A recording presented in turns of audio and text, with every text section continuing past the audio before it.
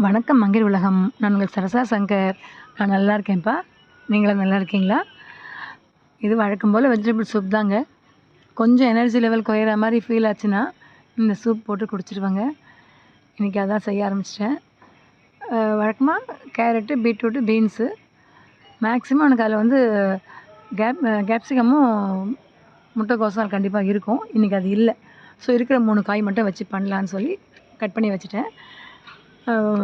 குக்கரில் ஒரு அடிகனமான பாத்திரத்தில் எண்ணெய் போட்டுட்டு கொஞ்சம் ஒரு 1/2 ஸ்பூன் நெய் சேர்த்துட்டு நான் எப்போவுமே பட்டை, லவங்கம், சோம்பு அந்த மசாலா ஐட்டம் எல்லாம் மிக்சியில் குறைப்பாக ப்ரெஸ் பண்ணி வச்சுருப்பேங்க.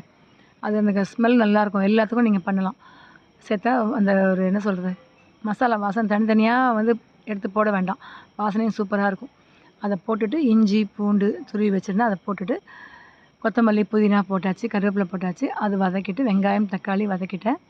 அதுக்கடுத்து கட் பண்ணி வச்ச காய்கறியை நம்மள்ட்ட என்ன காய் இருக்கோ போட்டுக்கலாம். மினிமம் இது 3 ஆச்சு இருந்தால் நல்லாயிருக்கும். இந்த சோம்புலாம் போடுறதால, அதாவது அந்த மசாலா போடுறதால அது வாசனை வந்து ரொம்ப நல்லாயிருக்கும். ஃப்ளேவர் குடிக்கும்போது அப்படியே நீங்கள் செஞ்சு பார்த்துட்டு சொல்லுங்கள்.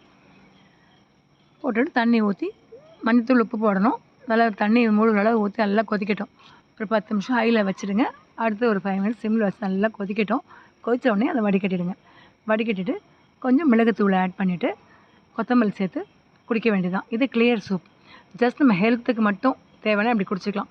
இது ரிச்சாக கொடுக்கணுன்னா நீங்கள் கொஞ்சம் கார்ன்ஃப்ளவர் ஆட் பண்ணிக்கலாம். இல்லை சாதம் சேர்த்துக்கலாம். அதில் அதை மிக்ஸ் பண்ணி போடலாம். கொஞ்சம் திக்னஸ் கொடுத்து ஸ்பூன் போட்டு சாப்பிட்ற மாதிரி தான். நமக்கு ஹெல்த்துக்கு குடிக்கணும், உடம்பு நல்லா இருக்கணும். ஸோ இந்த கிளியர் சூப் போதும். வீடியோ பிடிச்சா லைக் பண்ணுங்கள், ஷேர் பண்ணுங்கள், சப்ஸ்கிரைப் பண்ணுங்கள். நீங்களும் ட்ரை பண்ணிட்டு கமெண்ட் பண்ணுங்கள்.